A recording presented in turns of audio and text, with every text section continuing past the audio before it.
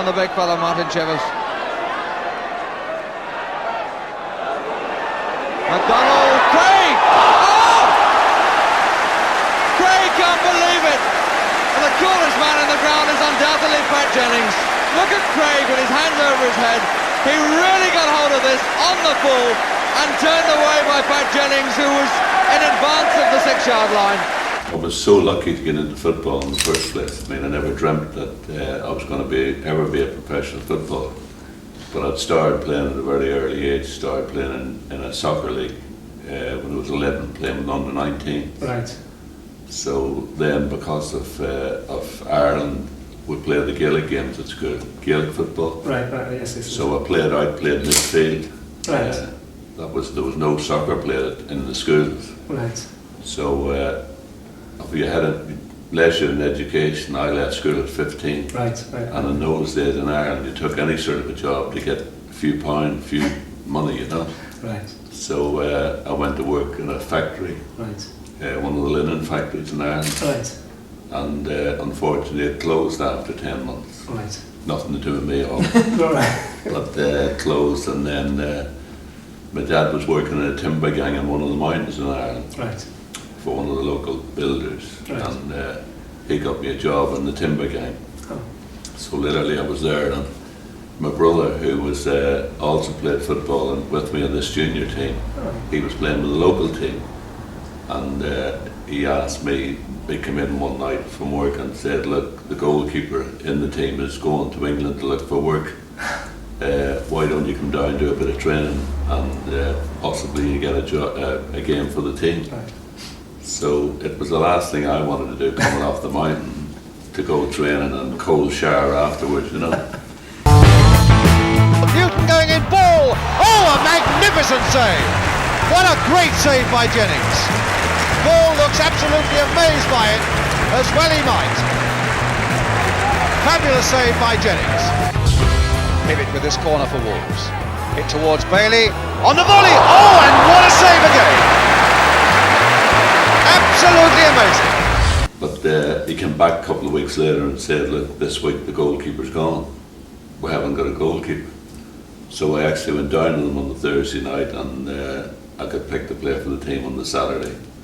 And we finished up winning the Irish Junior Cup with over 300 teams playing. Oh. So that was me playing. Next year I went to the Newry Town team, who were playing the Irish B League. Right. And I was there again about 3 months into the season. The chairman come one night and said, look, we're putting your name forward for selection for the Irish youth team. So I said, what does that mean? If you get picked European youth tournament in England, and I've never been any further than Dublin South or Derry North. All right. At 17-year-old. Understand. So I wasn't jumping up and down about the prospect of going to England. Right.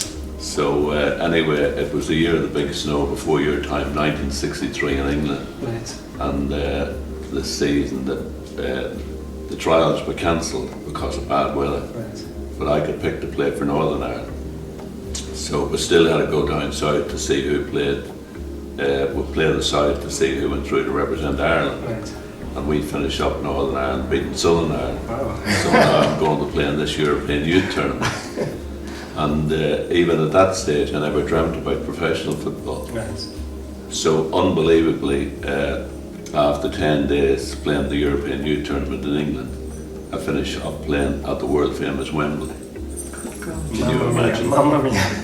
I come off the mountain, 10 days later I'm playing at Wembley.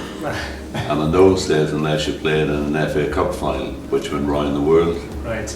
or played for your country, Right. nobody ever got to play at Wembley right. Stadium. It was everybody's dream. So that was also the shop window for me in terms of all the scouts were watching the games. And I finished up then getting picked up by Watford. We played England at the final of the Euro. England or We played England, Northern Ireland played England and when in the European Youth. We got beat, I think, 4-0. Never mind. And we were lucky to get nil. For me, it was unbelievable. You know, I've come off the mountain, working in a timber gang. Now I've got the opportunity to play professional football. Right. Couldn't believe my luck. And I mean, wages-wise, I I was working on a mountain for £4 something a week. £4 a week. And my first contract at Watford was £23 a week. Wow, almost 8 times. £25 a week if I made the first team, and then plus bonuses. Wow, So I mean, I would have played football for nothing. So I mean, to get the opportunity, I thought I'd won the pools. You don't even think about that at the time, you know. Right. That was from me, from that stage of getting picked for the team with the local team. It was just the first rung of the ladder. Right. And then I was just going to the next one as it went along, and you know, ignorance was bliss, really. But, Exactly. Yeah, didn't know what was required to play in the third division. Right. Whenever I joined Watford, they were in danger of being relegated from the third to the Right. fourth division, Okay. and they had 4 games to play at the end of that season to avoid relegation. Right. They didn't play me the first 2 games. You didn't They- trust you yet. No, Not yet, it was a trust bit me. too soon. So next year, or after 2 games, they couldn't be relegated, got themselves out of relegation ball. So I played the last 2 games that season, Okay. and then every game the next season. Right. And we missed promotion from the third to the second by 1 point. Well, what a big improvement from the year, So, the yeah. previous year to the following year. So obviously for me, I was having a good season, and now I'm reading in the papers every week that 1 or 2 of the big clubs Wow. are showing an interest in Right. buying me. You know?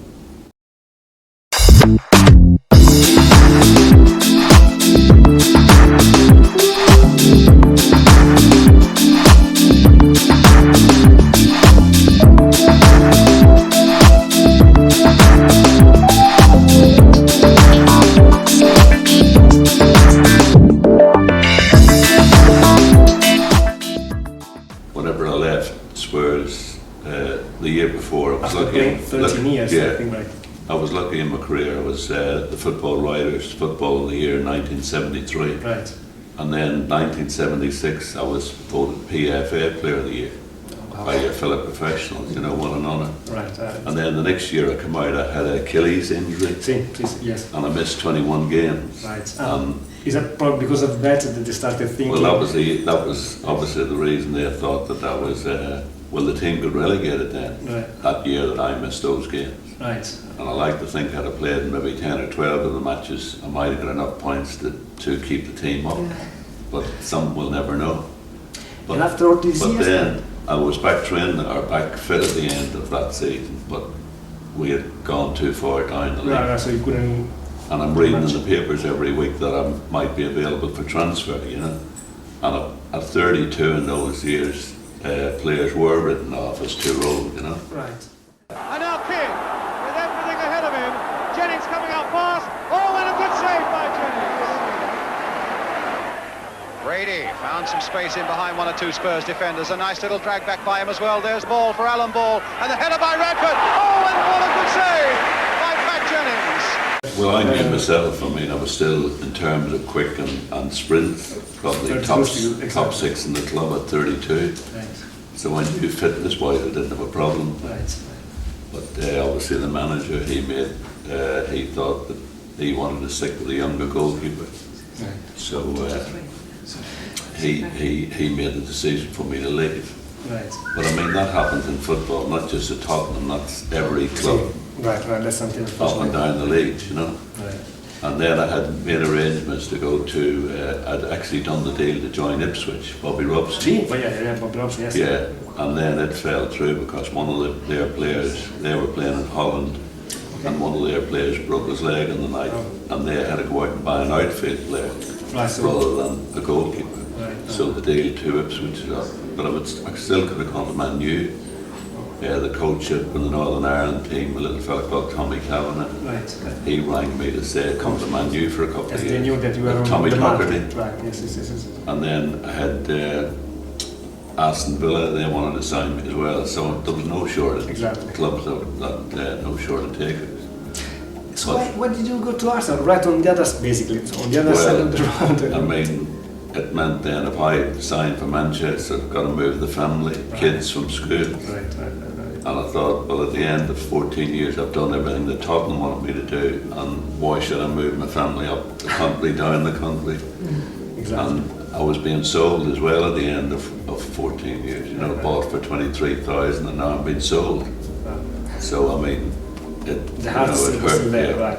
But I mean, having said that, I mean, I went to Arsenal, joined all the Irish Which was boys, still another great team. Yeah, So we're talking about yeah. Arsenal. and we had, I think there was about 6 Irish players in the team plus the manager. Right, so So I kind of a mean, little some of group. them were my mates in the Northern Ireland team. Right. Pat Rice, Sammy Nelson, and then we had David O'Leary in the Yeah, side. O'Leary, yes.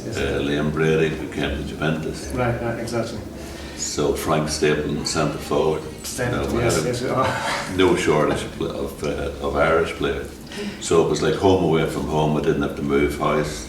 I And, just went to a different training ground every day. Exactly. But that's on the back cross there. Oh, and a beautiful one-handed save by Jennings. This looks better for Chelsea as Maybank tries to get in there with a header. It comes now for Charlie Cook. Chipped in delicately again. Oh, and what a save again! There was a new regime come in from when I left, a new lot of directors. Right. The club was taken over by a completely new lot of directors. And I wrote a book in '82, and the new lot of directors come in and read this book. And we can't believe the way you were treated at Tottenham whenever you left. But as I say, that's every club. Whenever you think your time's up, you're out. But he apologised for the way I'd been treated leaving the club. So, but I mean, having said that, Tottenham's my team. I've worked there now 34 years. I still work there with the academy boys. You also have a lounge at Tottenham Hotspur Lane, yeah. right, White Hart Lane, yes. But I went back in 1985, leading up to the World Cup. Right. New regime had come in, and I was finished more or less. Football finished after leaving Arsenal, and I was home in Ireland 7 weeks into holidays. Right. All the players were back training 7 weeks earlier. And we had the Tottenham manager, a fellow that I knew well, Peter Shreves. He rang me. He was the manager at the time. They had a problem with goalkeeping that needed cover. Right. So he rang me. I think I can remember back Sunday night. He rang me in Ireland. Can you help us out, sort of thing. So I said, well, I thought about it. I said, you've got games to play to qualify for the '86 World Cup.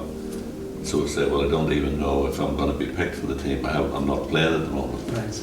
So I think he made a phone call to the Irish manager, and he said, well, if Pat's playing in any team, we'll pick him, you know. Right. So I said, let me think about it anyway. This was Sunday night. I said, I'm back off holiday in Ireland on Friday, back to England. I'll ring you whenever I get back. He said, we've got a match against Chelsea reserves Tuesday afternoon. I want you to play. So this was me, 7 weeks. Without with no training, preparation. no preparation. But he booked me on a flight on the Monday morning, and I went back and played against Chelsea in the afternoon, kept a clean sheet at White Hart Lane. Good. So that was me back into it again, you know. And then I was sort of doing promotional outside to earn money. Exactly. I hadn't signed a contract at Tottenham, Right. so I was just doing promotional work around Ireland, supermarkets and that. So, but we're still playing games for the qualifying games for trying to qualify for the '86 World Cup. Right. We had a couple of games against Turkey in the World Cup. We played friendlies against the great Platini, the French team, away in France, clean sheet. Where else did we go? We played Spain. Wow. In Spain, went out there, clean sheet. You also have other good memories against Spain. Yes, we'll go up for that. We went to Romania in the World Cup. Right. Romania hadn't been beaten for I don't know many years in a World Cup qualifying match. We went to Romania, beat them 1-0. And then we needed to go to Wembley, the last match against England. Yes. To qualify for Mexico. Right. And somehow we went to Wembley, another And clean again, sheet. clean sheet. So unbelievably, I mean, this is me at 40 years old, Right. and 6-7 clean sheets on the trot with Northern Ireland. So that was how lucky we were to qualify for the Lucky, 86. not only lucky, you actually deserved to take part in the second World Cup because And you then also I finished up playing against Brazil on my 41st birthday.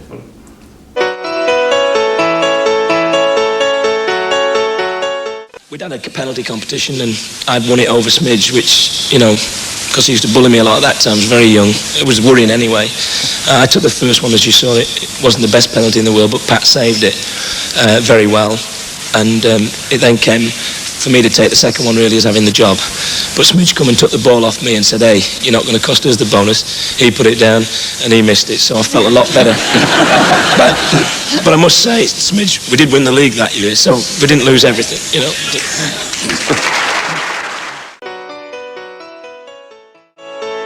Well, George and myself got picked to play with the Northern Ireland team. Right, exactly. Same day, same night, we played against Wales down at the Vetchfield in Swansea and beat Wales 3-2. Right. That was our first international. And I was just 17, 18 at the time. Again, picked to play for the team and didn't know what was required. And George, I didn't know George at that stage because he was playing with Man U. Right, he was I was already playing the Third Division. Right. But as soon as you got to meet him, we roomed together, we were roommates for all his international. Right. Unfortunately, George only played, I think, 36, 37 international. Right. I went on to play 119. But What was he like? Was he was the same George to me the first day I met Right. at the end of my career, you know, at the end of his career. Just a lovely person. Right. And what a player, you know. Fantastic player. I remember one occasion, I think it was in Scotland, we'd played the game and we were having a few drinks in the bar after the game, and Pat and I decided to have a bit of fun. So we went up to one of the boys' rooms and, you know, typical childish tricks that the players get up to. We put some apple pie and fruit salad and all sorts of stuff in a couple of the lads' beds, and then came down to finish the drinks. Of course, they went to their room, found their beds turned upside down with all this sort of stuff in it. So they decided about 4 o'clock in the morning to get their own back, and Big Pat and I crept into our room, turned the two people in the beds over upside down. Unfortunately, it was a honeymoon couple in the next room. And of course, Pat and I had a tremendous laugh, and you know, just so he's got a tremendous sense of humour and enjoys a joke as much as anyone. And I know he's thinking about retiring pretty soon. The way he's playing, he should play until he's 50. Thank you, Georgie Best. Liam Brady, still his memories are still vivid in Italy. Yeah, Liam, whenever he left, I mean, whenever I look at Arsenal now, whenever I look back, they should never have been allowed to leave Arsenal. He was a fantastic player. Exactly. Frank Stapleton left to go to Man U, and it just broke the team up. Right. We played Liverpool in the semi-final of the FA Cup, 4 games in the semi-final, and finished up beating Liverpool. And then in between then the next year, they allowed the players to leave. Liam left because his contract wasn't good enough. And in those days, there wasn't freedom of contract. Right. Even though your contract was up, the club still retained your registration. Right. So you couldn't move on. So I think Liam got to the stage where he said, well, if you're not going to better my contract, he signed a 3-year contract. And the club were hoping to negotiate a new one at the end of 3 years. Right. Nowadays they keep signing you up every year, you know, so you don't leave. And Liam then got the offer to go to Juventus. And, I mean, Juventus. But he was a world-class player, Liam. He could have played for any team in the world. He was that good. Fantastic player. Not long ago, the focal point for world soccer, now the setting for the greatest prize of English football, the FA Cup. This year, a Cockney Cup final. Chelsea versus Tottenham Hotspur, 2 brilliant London teams. Charlie Cook surged down the right wing. Into the middle, but the safe hands of Jennings collected easily. A great try, and what a save! From the corner, it was Jennings who again took Spurs out of danger. He rattled Jennings with that one. But Spurs had the edge. Mullery's shot hit the defender. Robertson was perfect for the rebound. The faces of Wembley.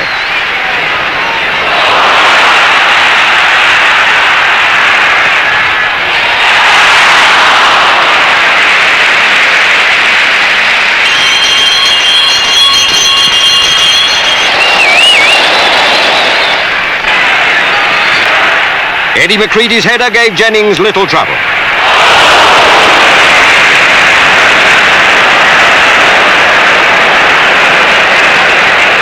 Again, and decisively as it turned out, the sheer class of Tottenham Hotspur showed itself.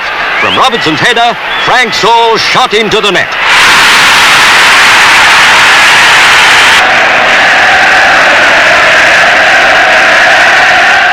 To a very proud Dave Mackay, the Duke of Kent presented the trophy, which in the whole field of sport is surely the most coveted, the FA Cup.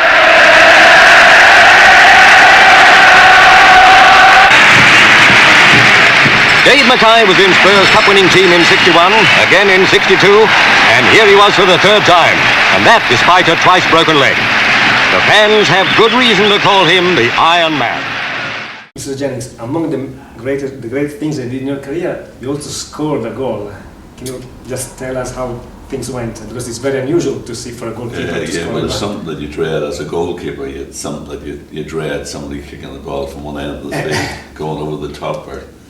And we were playing at Manchester in the Community Shield. Manchester United, right. It was a charity shield in those days, Community Shield, right, which is played at Wembley now. Wow. But in those days we used to have to play it.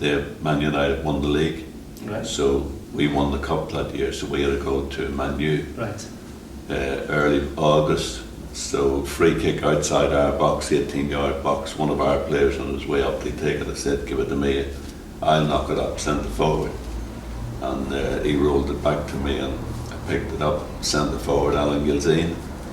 And the goalkeeper at Man U, Alex Stepney, right, he had come out expecting Alan Gilzine to miscontrol it, the fact that it was travelled all that far. And one bounce that's missed our centre forward. Now the goalkeeper's in no man's land. Right. And the next bounce in the net, and everybody, including me, thinks, what does he give? You know, never seen him before. Right. So eventually the commentator, it took him about half a minute to say, and Jennings has scored a goal. Oh, TV, right. Yeah, it took him a while, right. And lucky enough it wasn't telly, because in those days a lot of matches, exactly. because we were a big team, we had maybe 15 games every year on telly, maybe right, a few more. But I was lucky that it was on telly, yeah. Oh!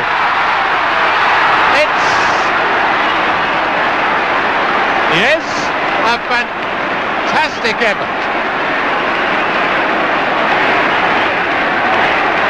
8 minutes gone, and Jennings has scored for Tottenham. For me, to play against Brazil on your 41st birthday in a World Cup final, that was a gift. Where do you go from there? Exactly.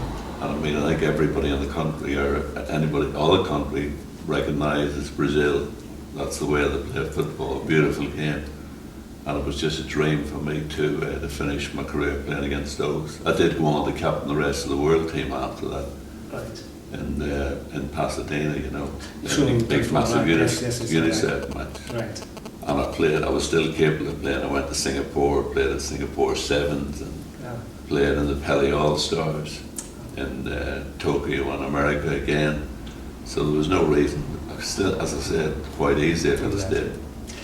But I mean, that's different to playing 2 games a week. There is big demands, but it was just nice to be able to get out whenever I was making decisions. Exactly. And I was lucky as well, because in our day most people finished at 32, 33. Right. We didn't get unbelievable money like the players nowadays, so we had to start and find another career. Exactly. I've got a question. So I was lucky because of what I'd done probably in football. Then I started doing promotional work, Right. which was it was brilliant. It kept me going. I wanted a year out to see what I wanted to do after football, and thankfully the work kept coming in, you know. Right. And then in 1992, Right. my pal Ozzy Ardiles. Paolo Ardiles, yes, the Yeah. Argentinian player and then Yeah. coach of Tottenham. Yes. Well, we lived pretty close together, and I got really friendly with Ozzy. Played golf to his charity events, Right. and then Ozzy went back to be manager of Tottenham Right. in 1992-93, Right. and he invited me back then to do the goalkeeping coach. Right. So it was supposedly only 1 day a week, and then I finished up 2 days a week. The players, the goalkeeper said, "Pat, can you not do another day? We enjoy working with you." So I finished up doing 2 and 3 days a week, 4 days, something like that. So that sort of got me back into it, and I'm still involved in Tottenham now. Right. I work with the academy boys. I can go in every day if I want. The training ground's about 15 minutes from where I live. Right. But as long as I'm in most weeks a day, maybe 2 days a week. And there's about 8 or 9 of the old boys, my pals that I played with. Right. We work in hospitality, meet and greet on match days Right. at Tottenham. Right. And of course, I've got the honour as well of Pat Jennings Lounge. Wow. It holds over 200 behind the goal at Tottenham. I've all my winnings on show. Really? Yeah, Oh, beautiful, World Cup beautiful. shirts and Football of the Year awards and all on show for people to view it coming into the ground or into my lounge every week. You know, so that's the nice stuff. Rather than being stuck in my attic at home, people can see it, which is nice. And it's an honour as well to have a lounge name. Indeed it is.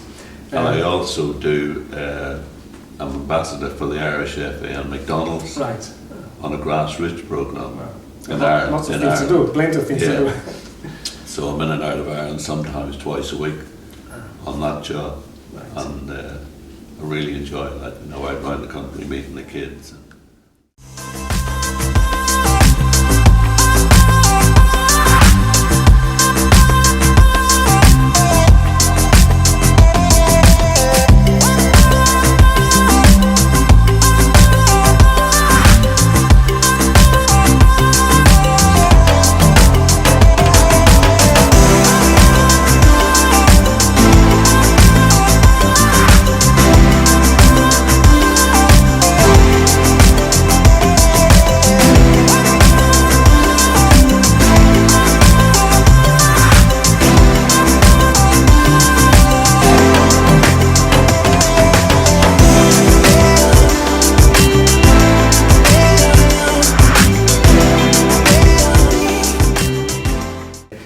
If you had not become a football player, what other job would you like to do?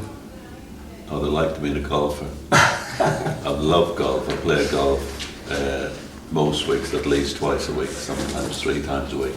It doesn't show I'm a handicap. I'm still trying to play off 8 handicap.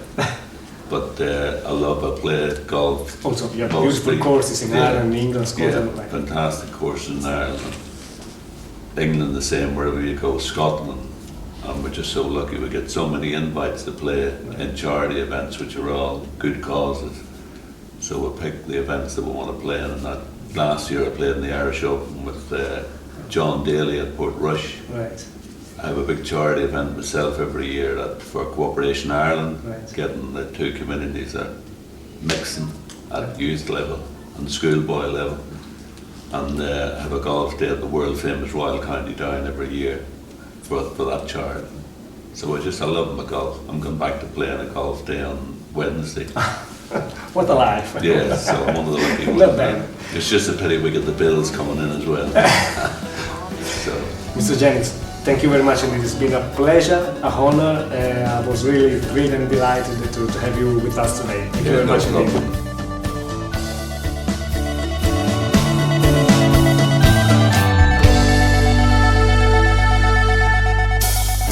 Hills on the way, I'm feeling great.